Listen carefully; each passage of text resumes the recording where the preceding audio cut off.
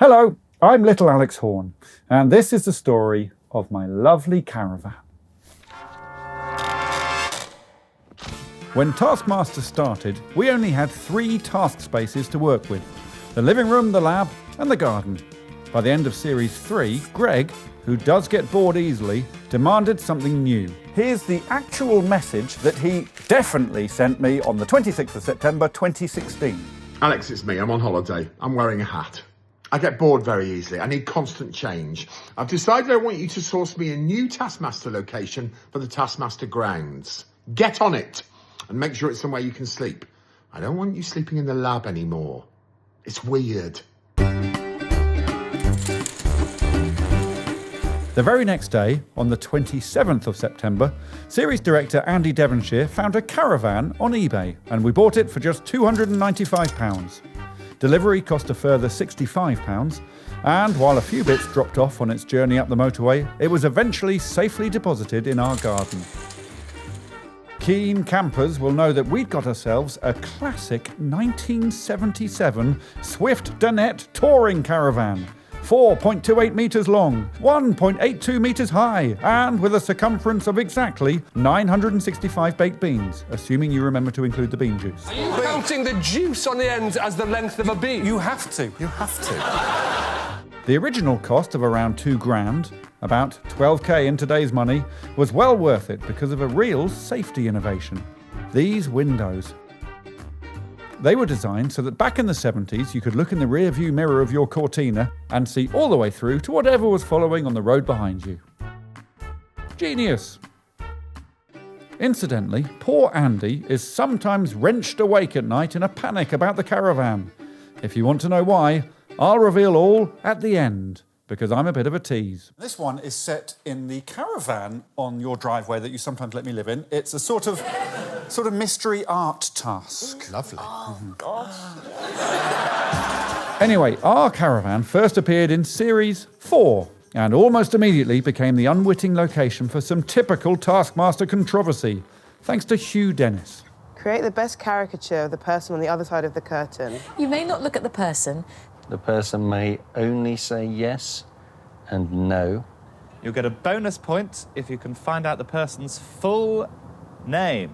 You have 10 minutes. Your time starts now. Am I allowed out of the caravan? Why do you want to go out of the caravan, Hugh?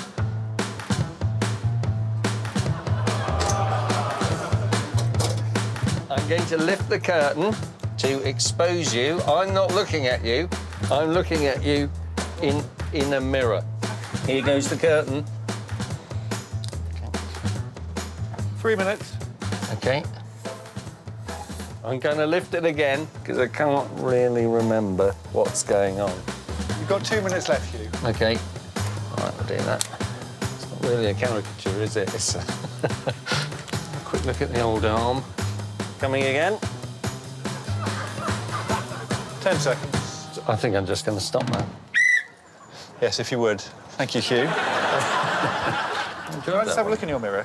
I think I'm looking at you. No, that doesn't... No, you're not looking at me. You're looking at the image of me. It looks like you. Yeah, no. Although in the end, the question of whether Hugh cheated or not was rendered moot by his artwork. Well, yeah, Hugh looked at the image of her in the mirror several times and he drew this. The caravan has since been the scene for numerous memorable events, but there have been some notable recurring themes. I don't know if it's the caravan's rough and ready rural charm or simply its juicy curves, but it's definitely stirred something primal in a few contestants. Sally Phillips was the first to access the caravan's raunchy side for her Series 5 water cooler moment.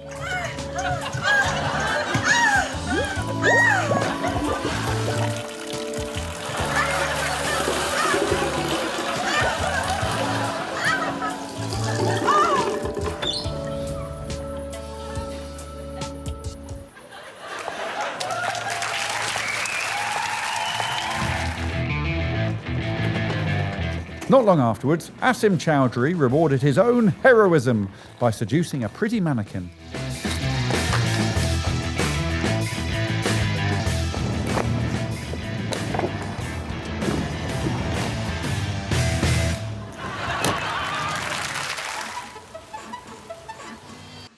Joanne McNally seemed to be going down a similar road, but the scene inside was somehow both more innocent and more disturbing. Do you mind? Kind of in the middle of something here, Alex. Sorry, Joanne. Trying to resuscitate a man.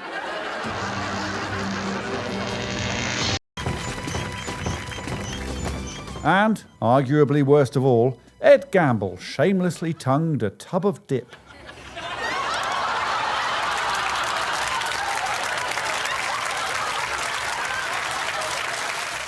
Less predictable has been the Caravan's surprising penchant for legs. It's had Lou Sanders' legs on its roof, Sean Gibson's legs under its undercarriage,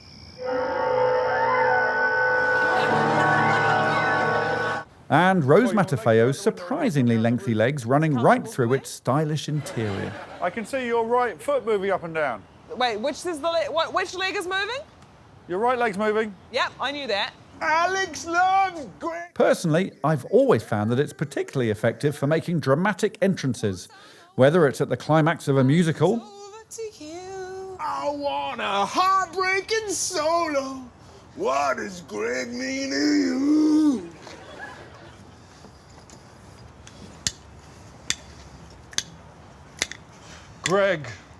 Greg Davies. I genuinely wish I was your son. the cliffhanger to a soap opera. You can't be with him, Donna. Why?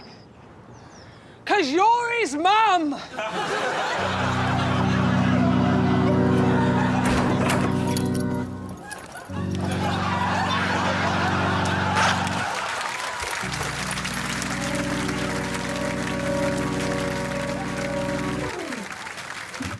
Or just being a surprise mum. I soiled myself. Oh, here goes my mum. Thank God for that.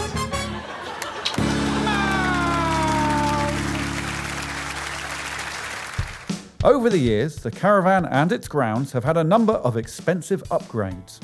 A picket fence and flowers in Series 6. A hedge and some attractive lighting in Series 8, which was also when Andy D stencilled TM on the roof using old yoghurt that magically appeared as it began to mould. Series 13 featured a stained glass Greg window, my hero. Why is he your hero? There was bunting and an artificial lawn in Series 14, and less hedge, new flowers, and different bunting in Series 15. But there have also been two far larger renovations in our Caravan's Taskmaster timeline. First, in Series 10, we constructed a Caravan extension to create a secret room and fill it with treasure. I asked award-winning Taskmaster production designer James Dillon for his memories of this undertaking, and he released the following statement. I was worried.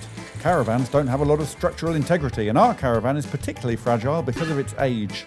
With great care, we surgically cut an access door in the tiny toilet and then disguised it so it looked like part of the Caravan. To create the secret room, we gently attached a shed to the Caravan's flank. The room is still there, and these days it's full of dress-up clothes and wigs.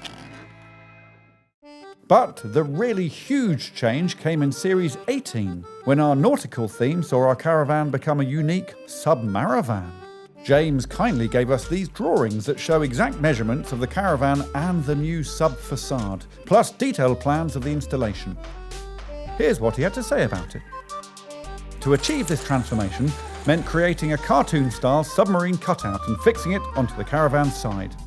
I designed the portholes to be where the windows were so there would still be light inside the Caravan. I also incorporated the door into the side for access. It had a hole cut in the roof for a future task that will involve a periscope. I have warned the team that the Caravan might fall apart, but that's mainly because I'm always trying to get a new Caravan that is cleaner, warmer, and doesn't leak. Considering the vandalism inflicted upon the Caravan by uncaring contestants, James's concerns about its longevity are valid. Fortunately, it has proved capable of withstanding all abuses. Oh my God. Well, nearly all. Where is he? Deliver this task to Alex in the most spectacular way. I'm in the bin. the shield's up. I think I'm ready.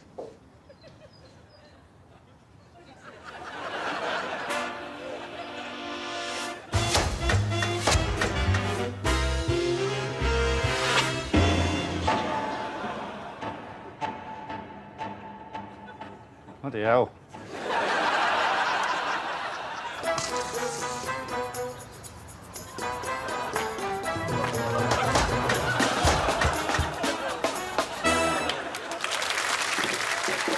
Thank you, Rod.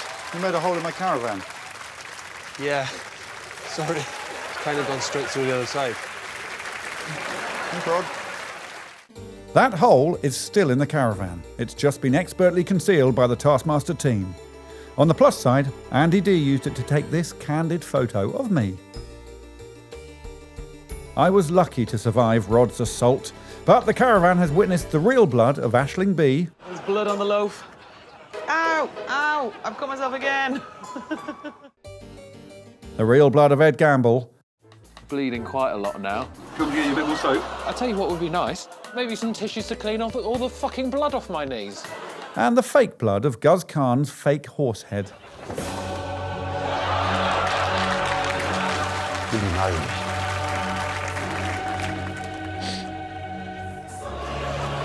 Strong smell of... What is that? Tomato sauce is supposed to represent blood, you know, for The Godfather. Oh, I see, yeah. Someone told me you like the movie. Well, I like Jaws. A future contestant even cleans a self-inflicted wound on one of the curtains. Yet perhaps the worst thing that happened in the caravan was a rancid smell that remained a mystery for 18 months until someone discovered some mouldering cheese in a hatch in the floor. The cheese dated back to the draw a famous couple on your elbows or knees task of Series 9. The setup for the task included an apple with a bow, some cheese and some crackers, plus the placement of a further cracker with cheese in the hatch. The weird thing is, no one can remember why we did that or what relevance it had to the task. So, what will be the next phase for this 47-year-old beauty? Will it remain a submaravan, or has it got one moo transformation left in it? Only time will tell. But before I go, what does wake Andy D up in a cold sweat at night? Well, it's an alert that says there's movement in the Taskmaster grounds. And here's the exclusive, never-before-broadcast security camera footage of the intruders. It's foxes, burrowing away under the watchful eye of the mighty Greg statue. For more Taskmaster, subscribe now!